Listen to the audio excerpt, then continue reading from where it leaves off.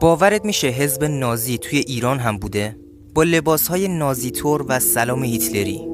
اوایل دهه 1330 داوود منشیزاده استاد دانشگاه و عضو سابق نیروهای SS آلمان به ایران برگشت و حزبی به نام سومکا تأسیس کرد، مخفف حزب سوسیالیست ملی کارگران ایران. این حزب تماماً از نازی‌ها الهام گرفته بود. پرچم قرمز با نماد عقاب و صلیب شکسته، یونیفرم سیاه و حتی سلام هیتلری.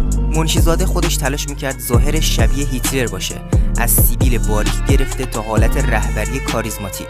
جلساتشون پر از شعارهای ضد کمونیستی بود و خیابونها رو با رژه‌های دست جمعی به سبک آلمانی‌ها شلوغ میکردن. در ماجرای کودتای 28 مرداد 1332 هم یکی از گروه‌های فعال طرفدار شاه بود. گفته میشه حتی ساواک هم مدتی براشون بودجه در نظر گرفته بود. اما بعد از رفتن شاه از ایران این گروه کم کم از هم پاشید.